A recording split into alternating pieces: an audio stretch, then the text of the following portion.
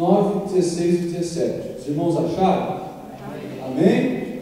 Diz assim: ninguém põe remendo de pano novo em roupa velha, pois o remendo forçará a roupa, tornando pior o rasgo.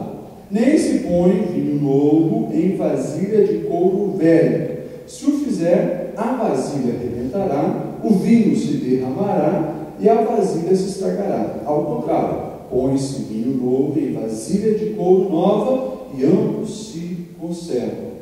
Nós já falamos sobre esse assunto que Jesus queria dizer para quem estava escutando ele: você precisa mudar a sua maneira de pensar. Justamente porque as pessoas estavam querendo, esperando o Messias, querendo encaixar Jesus na religiosidade da época. Daí Jesus pega então a figura da roupa, uma roupa velha, ela fica com os fios fracos. Se colocar um pedaço novo no remendo, ela na hora de lavar o remendo vai encolher e vai arrebentar a roupa. E ele falou a mesma coisa da questão do vinho. O vinho, no odre velho, quando começar o processo de fermentação e lançar os gases, vai rasgar o odre velho, que era um recipiente de couro. Então, odre novo e vinho novo para odre novo, e assim ambos se conservam. Daí nós falamos, pegando isso aqui, nós falamos sobre reaprender a cultuar, que precisamos, nos nossos dias hoje, reaprender a cultuar, e trouxemos o exemplo lá de Isaías, quando ele estava diante do Senhor, e depois falamos sobre reaprender a orar, que pegamos a oração de Jesus do Pai Nosso. Hoje nós vamos falar sobre reaprender a contribuir. Eu quero que você abra lá em 1 Crônicas, capítulo 29, e nós vamos ler todo esse capítulo. Aqui nós temos, na minha ótica, um texto que é pouco usado, e aqui nós temos preciosidades essenciais sobre contribuição às coisas de Deus. 1 Crônicas, capítulo 29. Ok. Os irmãos acharam? Amém? 1 Crônicas 29, a partir do 1, diz assim: então o rei Davi disse a toda a assembleia: Deus escolheu meu filho Salomão, e mais ninguém. Mas ele é jovem, inexperiente, a tarefa é grande, pois o palácio não será feito para homens, mas para o Senhor, o nosso Deus. Forneci grande quantidade de recursos para o trabalho no templo do meu Deus: ouro, prata, bronze, ferro, madeira, bem como ônix para os engates, e ainda turquesas, pedras de várias cores e de todo tipo de pedras preciosas, e também mármore. Além disso, pelo amor ao templo do meu Deus, agora eu entrego das minhas riquezas pessoais, ouro, prata para o templo do meu Deus, além de tudo o que já tenho dado para este santo templo. Ofereço, pois, 105 toneladas de ouro puro de Ofir e 245 toneladas de prata refinada para o revestimento das paredes do templo, para o trabalho em ouro e em prata e para todo o trabalho dos artesãos. Agora, quem hoje está disposto a ofertar dádivas ao Senhor? Então os chefes da família, os líderes da tribo de Israel, os comandantes de 1.100 e os oficiais encarregados do trabalho do rei ofertaram espontaneamente. Para a obra do templo de Deus, eles deram 175 toneladas de ouro, 10.000 moedas de ouro, 350 toneladas de prata, 630 toneladas de bronze, 3.500 toneladas de ferro. Quem tinha pedras preciosas deu-as para o depósito dos tesouros do templo do Senhor, cujo responsável era Jeiel, o Gershonita. O povo alegrou-se diante da atitude de seus líderes, pois fizeram essa oferta voluntariamente, de coração íntegro ao Senhor. E o rei Davi também encheu-se de alegria. Davi louvou o Senhor na presença de toda a assembleia, dizendo: bendito sejas, ó Senhor, Deus de Israel, nosso Pai, de eternidade a eternidade. Deus, ó Senhor, são a grandeza, o poder, a glória, a majestade e o esplendor, pois tudo que há nos céus e na terra é teu. Teu, ó Senhor, é o reino, tu estás acima de tudo. A riqueza e a honra vêm de ti, tu dominas sobre todas as coisas, nas tuas mãos estão coração a força e o poder para exaltar e dar força a todos. Agora, nosso Deus, damos-te graças e louvamos o teu glorioso nome. Mas quem sou eu? E quem é o meu povo para que pudéssemos contribuir tão generosamente como fizemos? Tudo vem de ti, e nós apenas te demos o que vem das tuas mãos. Diante de ti somos estrangeiros e forasteiros, como os nossos antepassados. Os nossos dias na terra são como uma sombra, sem esperança. Ó Senhor, nosso Deus, toda essa riqueza convertamos para construir um templo em honra ao teu santo nome, vem das tuas mãos, e toda ela pertence a ti. Sei, ó meu Deus, que sondas o coração, e que te agradas com a integridade. Tudo o que dei foi espontaneamente com integridade de coração. E agora eu vi com alegria com quanta disposição o teu povo que aqui está tem contribuído. Ó Senhor, Deus de nossos antepassados, Abraão, Isaque e Israel, conserva para sempre esse desejo do coração do teu povo e mantém o coração deles leal a ti. Dá ao meu filho Salomão um coração íntegro para obedecer aos teus mandamentos, aos teus preceitos e aos teus decretos, a fim de construir esse templo para o qual fiz os preparativos necessários. Então Davi disse a toda a assembleia: louvem o Senhor, o seu Deus. E todos eles louvaram o Senhor, o Deus dos seus antepassados, inclinando-se e prostrando diante do Senhor e diante do Rei. Glória a Deus. Amém. Ele está sentado, meu irmão.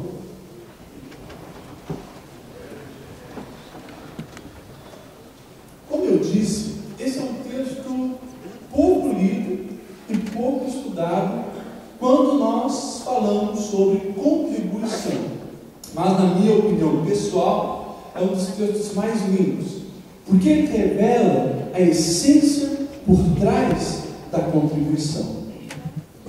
Irmãos, esse assunto de contribuição, hoje, talvez seja uma das coisas que nós mais precisamos reaprender. É uma das coisas que nós mais precisamos reaprender, porque vivemos em tempos de extremos. Por um lado, nós temos visto, e tem surgido líderes religiosos usando verdades bíblicas, mas distorcendo-as para explorar e extorquir o povo. Você vai ver isso direto, o tempo todo, se você ligar a televisão. As pessoas estão comercializando a fé. Você vai ver gente vendendo lenço, vendendo sabonete, vendendo rosa, vendendo martelo, vendendo tantas outras coisas. E o povo vai comprando, vai adquirindo, achando que aquilo ali é fazer a vontade do Senhor, achando que aquilo ali é realmente ofertar a casa do Senhor. Mas João disse, é barganha, porque se eu quero uma bênção de Deus, eu preciso comprá-la. Isso é barganha. Mas, em compensação, nós temos um outro lado, um outro extremo. Pessoas chocadas com tudo que está acontecendo, que parece que voltou o tempo lá da Idade Média, o tempo de Lutero. E nós vemos, então, pessoas hoje negando tudo isso. Nós vemos pessoas dizendo que não, dízimo é do tempo da lei de Moisés, oferta, isso já era, isso é apenas para enriquecer pastor, o que importa é a gente ver em amor. E daí nós vemos outras pessoas, no outro extremo, negando a prática do dízimo, negando a prática da oferta, e assim caindo num extremo também perigoso. E claro, em tudo isso, nós vimos daí a maioria dos evangélicos hoje no Brasil preso numa caixinha, sem saber o que é verdade, o que não é, porque o povo, infelizmente, não vai para a Bíblia, não estuda a palavra, e daí aqueles se fecham, param de contribuir, achando que não, realmente, esse grupo desse lado está certo. Outros não, eles ficam com medo de Deus, e abrem mão de tudo, às vezes sacrificam a própria família por não saber como ofertar, como dizimar, como contribuir, e cai também num outro extremo. Geralmente, esse pessoal cai no extremo de cá, que dão tudo até o que não pode, é persuadido pelo medo. Cuidado com os gafanhotos. E a gente vê então essas coisas nos nossos dias hoje. Extremo para cá, extremo para lá. E esquecemos de ver equilíbrio da palavra de Deus e a essência por trás do que realmente importa na questão de contribuição. Esse texto, então, ele é um texto fantástico, lindo, porque ele mostra isso. E nós temos aqui a figura de Davi, o grande rei Davi, maior rei de Israel, que tinha no seu desejo construir um templo para o seu Deus. A gente sabe que Deus, nesse período, antes de Cristo, ele se manifestava principalmente no tabernáculo, antes com os patriarcas, depois ali com Moisés, a construção do tabernáculo. Deus então se manifestava ali, principalmente no Santo dos Santos, e depois do tabernáculo, nós então vemos o Davi indignado. Não, isso não é possível. Como é que eu, um homem falho, pecador, moro num palácio lindo e o meu Deus mora numa tenda, se manifesta numa tenda? Então Davi coloca no seu coração, por piedade, construir um templo ao Senhor. Ele ajunta recursos, faz o que era preciso, só que Deus chega para Davi e diz: não é você que vai construir, a tua mão está manchada de sangue. Porque Davi é um homem de guerra, a gente conhece as histórias de guerra de Davi, mas a tua descendência irá fazer, o teu filho Salomão irá construir esse templo. E para Davi foi uma alegria, e daí nós temos então esse texto aqui, com essa oração linda, preciosa de Davi, que revela a essência que precisa estar na nossa vida também, quando formos contribuir à casa do Senhor. E aqui é a primeira coisa, irmãos, que a gente precisa pontuar e prestar bastante atenção, é a questão de gratidão e reconhecimento. Nós vamos ler bastante a Bíblia durante essa mensagem, essa reflexão. Se você olhar lá no versículo 14, no versículo 16, você vai ver Davi dizendo o seguinte: mas quem sou eu? E quem é o meu povo para que pudéssemos contribuir tão generosamente como fizemos? Tudo vem de ti, nós apenas te demos o que vem das tuas mãos. Senhor nosso Deus, toda essa riqueza convertamos para construir um templo em honra ao teu nome, vem das tuas mãos. Irmãos, isso aqui é algo muito importante quando formos ofertar e dizimar. Reconhecer e agradecer. Reconhecer que tudo vem de Deus. Ou seja, se eu tenho saúde, é aquilo que eu sempre falo, se eu tenho condições de me levantar, de respirar, de trabalhar, de me mover, é porque a graça de Deus é sobre a minha vida. Glória a Deus. Irmãos, gratidão é algo importante. E ela só vem quando eu reconheço de quem eu estou recebendo isso. Alguns perguntam: pastor, mas e as outras pessoas que não acreditam em Deus também? Estão andando, estão trabalhando, estão respirando, estão comendo. E aí? E aí que eu tenho a oportunidade de, assim como aquele leproso, reconhecer e poder agradecer aquele que me concedeu todas as coisas. Irmãos, eu preciso reconhecer que eu não sou nada, que Deus é tudo, e a partir daí ser grato a Ele de todo o meu coração. Nós caímos no erro, e eu tenho falado bastante sobre isso. Não reconhecemos, porque muitas vezes Deus não está no trono da nossa vida. Quantas pessoas que acham que o dinheiro que ele ganha é mérito dele? É mérito dele. Eu falei no primeiro sábado desse mês, o diabo não está preocupado em fazer as pessoas o adorar, como a religião do Antônio Lavey, que adoram estátuas de demônios. O diabo não está preocupado com isso. O diabo está preocupado em mudar o foco da adoração. Não sendo para Deus, qualquer outra coisa para ele importa. E ele tem tirado a figura de Deus de muitos corações e colocado quem? O próprio indivíduo. Colocado o homem. Nós hoje estamos vivendo uma antropolatria, a adoração do homem, a adoração da figura. E isso aqui na oferta é algo muito perigoso. Nós vemos lá em Jeremias, quando Jeremias começa a falar contra o povo de Judá, falando o motivo porque eles iam para o cativeiro.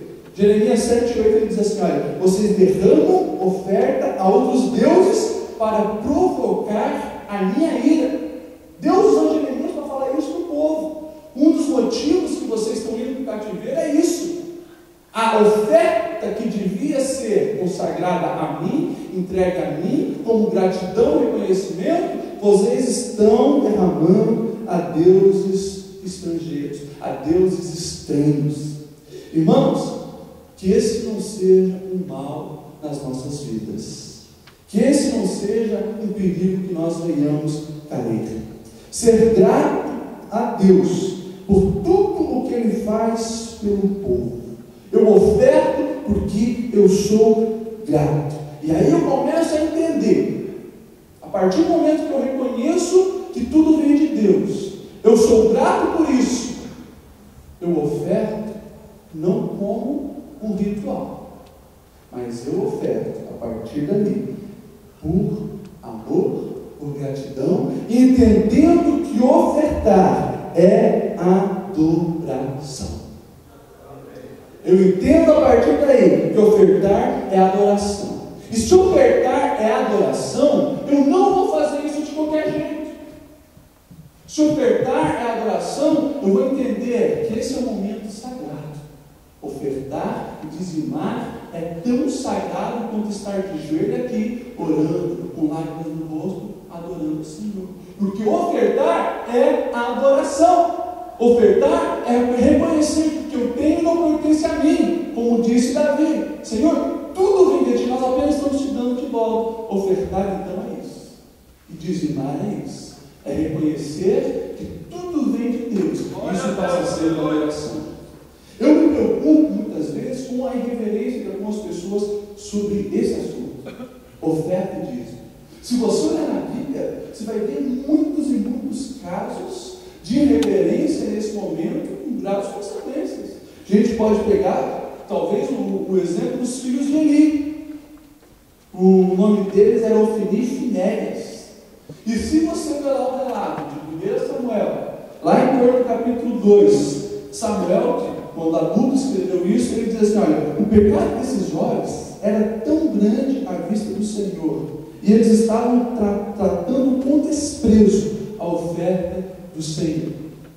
Eles estavam desrespeitando, eles estavam brincando. Quando o povo trazia as ofertas, eles pegavam lá, porque oferta, né? Gente, não tem como aqui entrar especificamente no assunto de oferta, porque a gente vai falar de tantas coisas, tipos de oferta, o que se ofertava. Mas enfim, uma das ofertas que traziam naquela época, os sacrifícios, eram animais, eram carne de animais, né? E os filhos de Eli, eles tratavam aquilo ali como se fosse nada, sem reverência nenhuma. Eles pegavam o garfo deles lá enquanto estava sendo cozido o negócio, tiravam, comiam. E você vai ver esse relato lá em 1 Samuel capítulo 2, porque não entenderam que isso ali era adoração.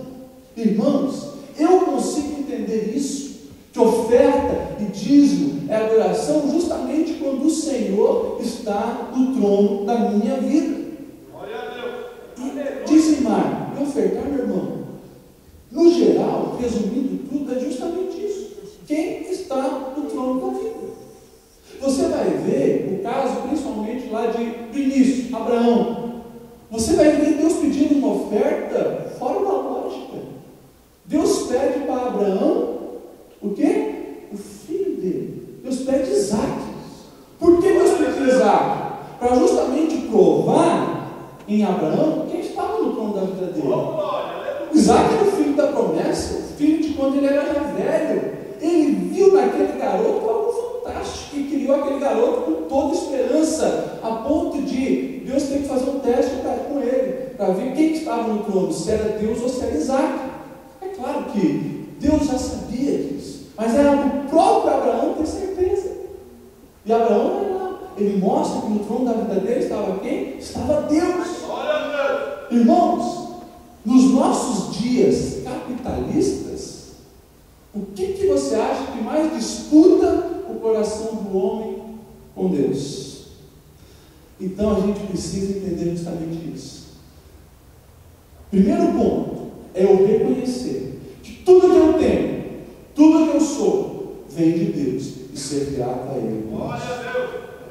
segundo ponto importante, nessa essência que envolve as contribuições, é a questão da espontaneidade.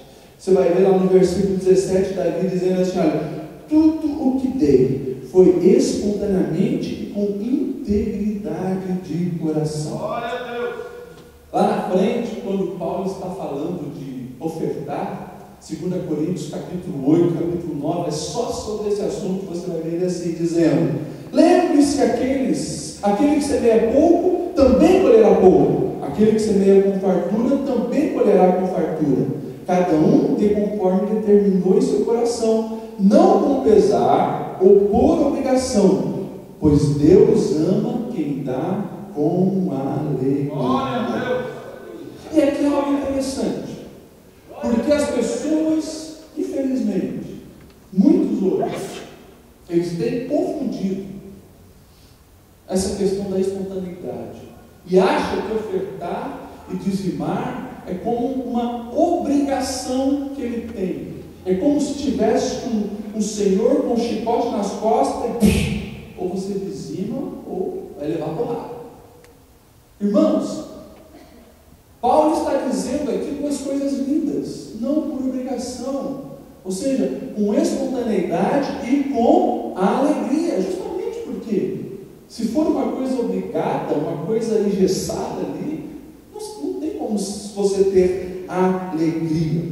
E se eu reconheço que tudo vem de Deus, se aquilo que eu tenho foi Deus quem deu, como não fazer isso com alegria?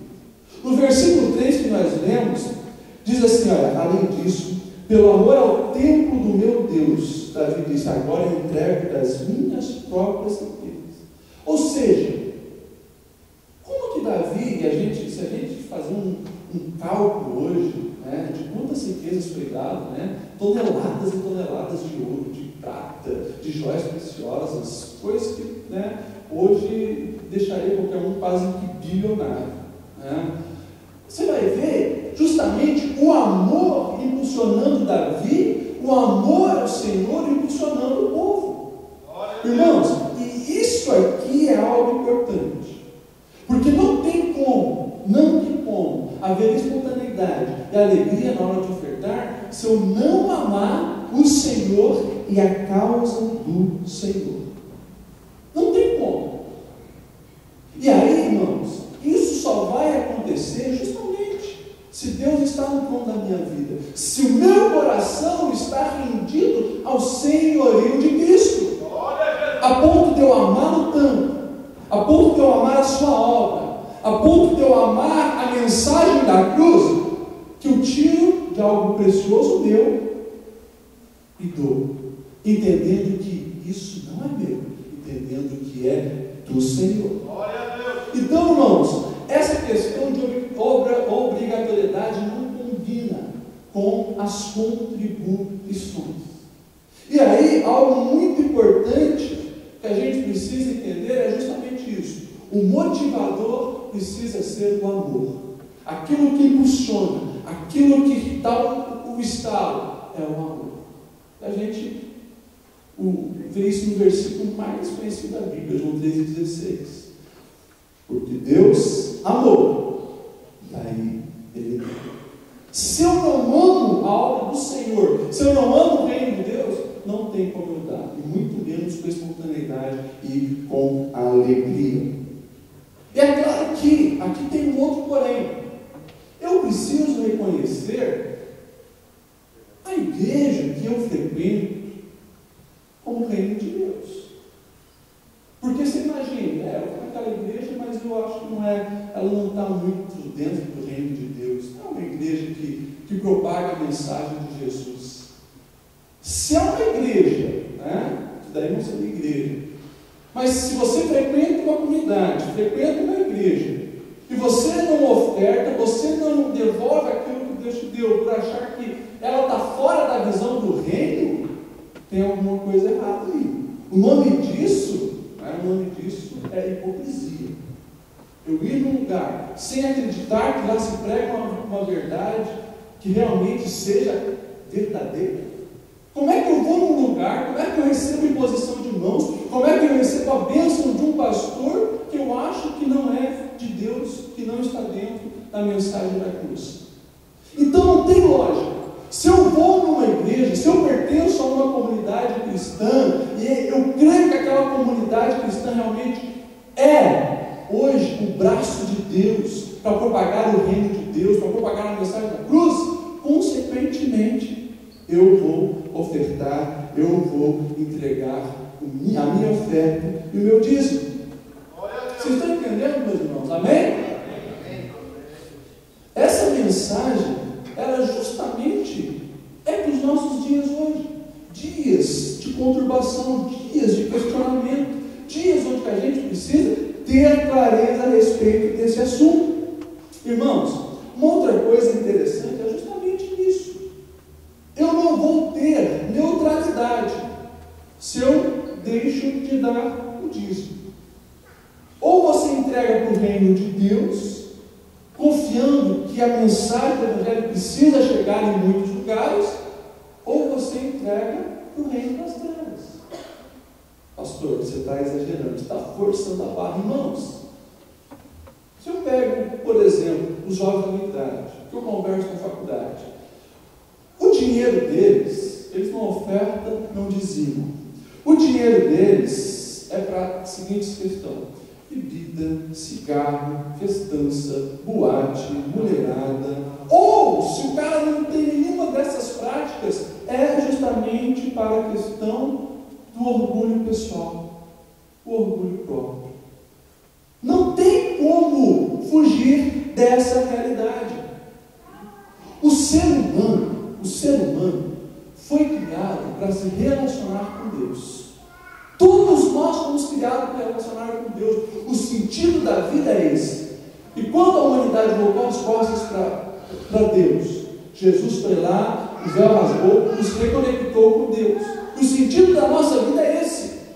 A vida, além de Cristo, não tem o menor sentido. Se nós não existimos hoje, em 2013, para nos relacionarmos com Deus, você vai cair no que a maioria das pessoas fazem hoje: alguma coisa para o seu ego, alguma coisa para o seu orgulho.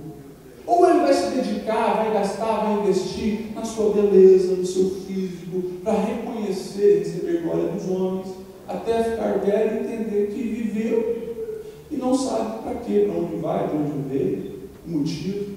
Você vai ver que a pessoa que estuda, se dedica, faz mestrado, doutorado, se torna de PhD, pós-doutorado, você vai ver que ela fez alguma coisa para receber elogios, um tapinha nas costas, ou para alguma coisa que traga algum retorno para ela. Todas as pessoas têm propósito de vida, e quando o nosso propósito não está em Cristo, em viver para Cristo, em usar tudo que somos e temos para Cristo, você está usando tudo isso para a sua glória pessoal. Não tem como fugir disso. Não tem como fugir dessa lógica. Então, irmão, quando eu estou ofertando espontaneamente, com alegria, a casa do Senhor, eu estou reafirmando que Ele está no trono da minha vida, e eu reconheço que investir no reino dEle é realmente um dos principais motivos do meu existir. Então, meus irmãos, são coisas importantes que a gente precisa levar muito a sério: gratidão, reconhecimento, espontaneidade. E daí, Davi, na sua oração, ele vai falando outras palavras fantásticas: integridade. Integridade. Ele diz assim no versículo 17: sei, ó meu Deus, que sondas o coração e que te agradas com a integridade. Ou seja, não contribuiu por contribuir, não contribuiu para impressionar as outras pessoas, não contribuiu para se aparecer. Ele sabe que Deus sonda o coração e olha a integridade das pessoas. Irmãos, de Deus não se zomba. Eu admiro, né? E às vezes eu pergunto: Senhor, como que pode Davi ter sido um homem segundo o teu coração? Essa palavra que é uma palavra-chave para a gente entender Davi, é a integridade. Eu me perguntei várias vezes: peraí, Deus, o pecado de Saul comparado com o pecado de Davi, Aparentemente, claro que o pecado não tem tamanho, né? Mas o peso, o impacto social, digamos assim, meu Deus, Davi foi bem pior. Mas Davi, ele era íntegro.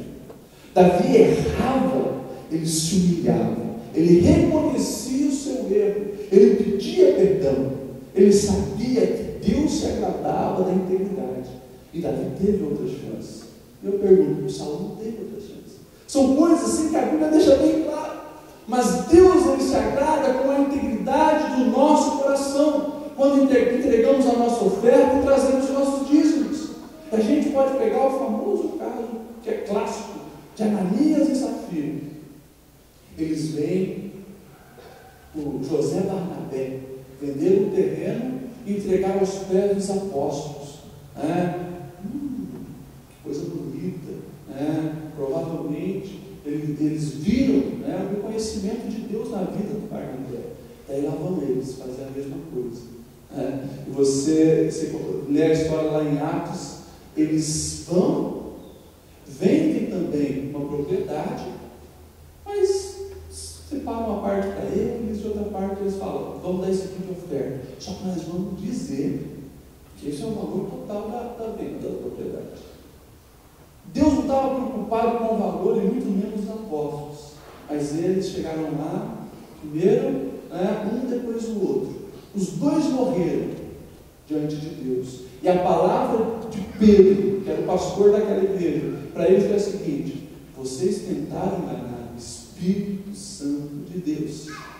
Irmãos, nessa questão de ofertar, o que importa é a nossa integridade. Aquilo que está no nosso coração. Se aquilo que eu falo que é o melhor que eu estou entregando para Deus, realmente é o melhor. Você vai ver muito a expressão primícias, várias vezes na Bíblia fala primícias, ou seja, os primeiros frutos. Aquilo que é o meu melhor, eu vou consagrar a Deus. E muitos teólogos, quando retornam à primeira história lá de oferta que nós temos registrado na Bíblia, de Caim e Abel, eles vão pontuar isso, que Caim, ele deu que não era o seu melhor, mas Abel não, Abel deu o seu melhor. A gente vai começar a entender justamente isso. Deus não está preocupado em quantidade, Deus não está preocupado com aparência, com métodos, com liturgia. Deus está preocupado com aquilo que vai no nosso coração quando nós ofertamos. E você vai ver que tanto ofertar quanto dizimar é uma prática que está desde o começo da Bíblia até o fim. Alguns falam, não, mas dizimar é coisa da lei. Só que é interessante, porque a lei vem com Moisés, mas a gente vê Abraão antes já dizimando. Você vai, não, mas não é coisa do Novo Testamento. Mas você vai ver Jesus falando para os fariseus: olha, vocês dão dízimo de tudo, tal, mas vocês estão esquecendo coisa importante. Continue dando dízimo, mas sem esquecer essas outras coisas. Você vai ver Jesus dizendo: dai a César o que é de César, mas a Deus o que é de Deus. Você vai ver tudo isso na Bíblia, e a gente vai ver que sempre a Bíblia fala em oferecer o melhor.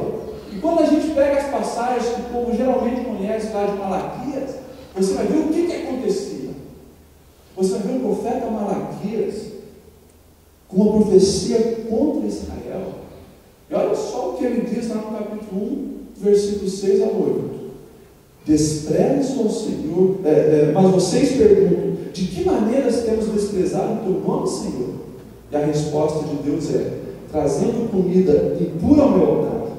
E mesmo assim ainda perguntam: de que maneira eles eu amo? Ao dizer que a mesa do Senhor é desprezada.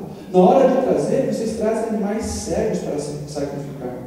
Vocês não lembram nisso? Na hora de trazer animais aleijados, vende com oferta?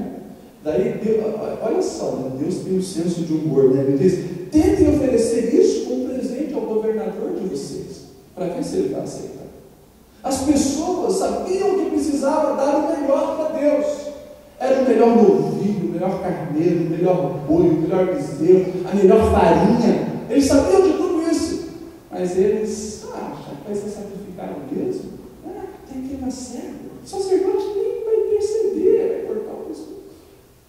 Mas Deus sonda o coração. E Deus vê a integridade das pessoas. E quando eu falo disso, irmãos, quando eu estou falando de ofertar, eu não estou falando que esse tem que ser um ato isolado na vida do cristão. Quando eu falo de ofertar, eu estou falando de um complemento, de algo que faz parte da vida do cristão. Ou seja, não é apenas integridade quando bota a mão no bolso ou na bolsa. É integridade de vida. Ofertar é um cumprimento da integridade de vida. E lá no Novo Testamento, em Mateus 5 e 23, quando Jesus está resumindo a mensagem inteira dele, do Sermão do Monte, o famoso Sermão do Monte, quando ele fala de ofertar, Jesus diz assim: olha, portanto, se você estiver apresentando sua oferta diante do altar, e ali se lembrar de que seu irmão tem algo contra você, deixe a sua oferta ali diante do altar, vá primeiro reconciliar com seu irmão, depois volte e apresente a sua oferta. Ou seja, não adianta você ofertar, não adianta você dizimar, esperando, que Deus vai se agradar com isso, sendo que o teu coração com o teu irmão está cheio de amargura, está cheio de ódio, está cheio de desprezo. Não adianta você querer vir ofertar, mas está com a vida toda errada. Não adianta você trazer os teus recursos para a igreja, mas sair lançando cheque voador por aí. Não adianta você ofertar uma boa quantia aqui, mas está fazendo gato lá na sua casa. Irmãos, quando nós falamos de dizimar, nós estamos falando de oferecer o melhor a um Deus que conhece todas as coisas, conhece o meu e o seu coração, e Ele não é bobo, Ele não se deixa enganar. Então, irmãos, eu preciso levar muito a sério a questão do dízimo e ofertas.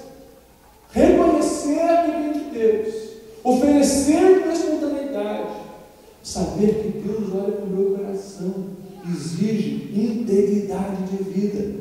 E por fim, a gente já caminhava para o final, questão da lealdade. Você vai ver Davi na sua oração dizendo assim: olha, conserva para sempre esse desejo, Senhor, no coração do teu povo, e mantenha o coração deles leal a ti. Se você pegar de ponta a ponta da Bíblia, Novo Testamento, Antigo Testamento, você vai ver isso. A prática do dízimo da oferta, ela se torna leal quando tem duas coisas importantes: a questão da frequência e a questão da proporcionalidade. Você vai ver Paulo, lá em Coríntios 8 e 9, dizendo justamente para a igreja de Corinto: contribuam sempre, ajudem sempre a obra do Senhor. Você vai ver no livro de Atos as pessoas trazendo frequentemente a casa do Senhor. Você vai ver em todo o período da lei do Antigo Testamento as pessoas trazendo mensalmente a casa do Senhor. Então, irmãos, quando Davi estava falando de ser leal, ele estava falando: Senhor, não deixe o povo perder essa prática tão linda de ofertar a tua casa, de ofertar a ti.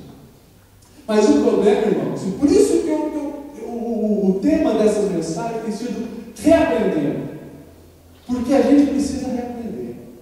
Quando as coisas começam a apertar financeiramente, muitas vezes quem paga o pato é o dízimo e as ofertas. Na maioria das vezes, muitos e muitos cristãos começou a apertar financeiramente, a gente, esse Deus não vai dar de dizimar, de ofertar, e assim por diante. Que nem aquela historinha do menino que recebeu o dinheiro da mãe, ele ia para a igreja, e a mãe deu R$2, falou: esse aqui é para você dar de oferta. E deu mais R$2, esse aqui é para você depois comprar uma balinha para você. Ele colocou no bolso, saiu correndo. Na hora que chegou na igreja, só tinha R$2, tinha perdido outra nota. Daí ele disse: puxa, lá foi os R$2 da oferta. Às vezes a gente faz assim, geralmente é assim, mas irmãos, isso não pode acontecer. Quando somos leais a Deus, a gente sabe que a gente precisa trazer sempre para a obra do Senhor. E a questão da proporcionalidade, isso está junto com uma lealdade. Jesus Jesus presenciou o fato, e os apóstolos, o João Marcos registrou isso de uma maneira incrível. Diz assim, lá em Marcos 12, Jesus sentou-se em frente do lugar onde eram colocadas as contribuições e observava a multidão colocando dinheiro nas caixas de oferta. Muitos ricos lançavam ali grandes quantias. Então uma viúva pobre chegou-se e colocou 2 pequenas moedas de cobre, de pouco valor. Chamando assim os seus discípulos, Jesus declarou: eu afirmo que esta viúva pobre colocou na caixa de oferta mais do que todos os outros. Todos deram do que lhe sobrava, mas ela, da sua pobreza, deu tudo o que possuía para viver. Irmãos, uma viúva pobre, lá na fila, os camaradas trazendo um saco de dinheiro, chacoalhando, para ver que estava depositando muita coisa. Todo mundo impressionado. Chega uma velhinha, com 2 moedinhas que não valia nada. Chega lá, coloca as coisas. Jesus diz: essa ofertou verdadeiramente, porque ela deu o seu melhor. Ela deu o seu melhor. Irmãos, você vai ver Paulo depois afirmando isso. Dê conforme as suas condições. Dê proporcionalmente com aquilo que você tem para dar. Mas que isso que você tem para dar seja o teu melhor. E muitas vezes, irmãos, as pessoas não têm dado o melhor para Deus. Eu aprendi desde a minha adolescência, desde a infância, na verdade, a sempre dar o melhor para o Senhor. E muitas. Chegou momentos que não tinha mais. Não tem como. Chega esses últimos dias do mês, você nem sabe que a coisa aperta. Às vezes você tem ali R$30 para passar uma semana inteira. Como que você vai fazer? E quantas vezes Deus falou: dá de oferta? Principalmente congresso adolescente. Quando ia visitar um congresso adolescente, olha, eu sabia, né? Deus ia pedir uma oferta de renúncia, uma oferta sacrificial. Mas era o melhor que eu tinha. E sempre fui abençoado por Deus nessa questão.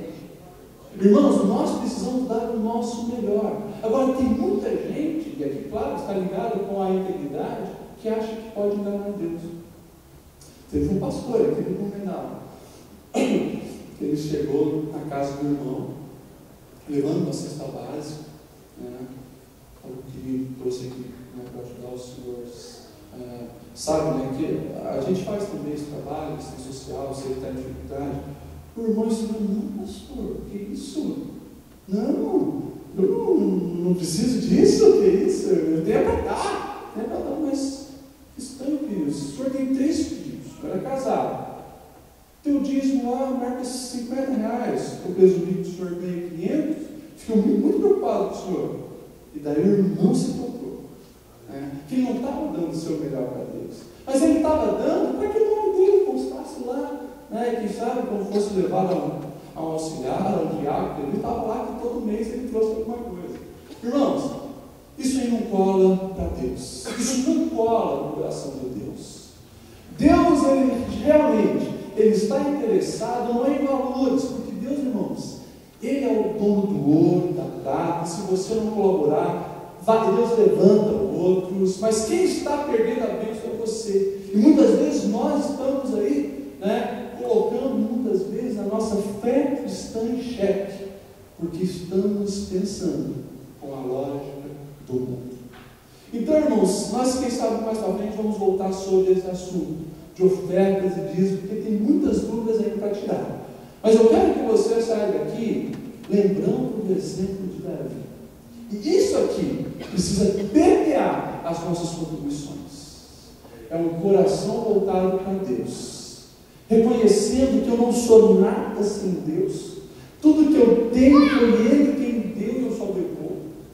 Eu preciso reconhecer isso e ser grato a ponto de entregar espontaneamente, sem pressão, mas com alegria, com festa no meu coração.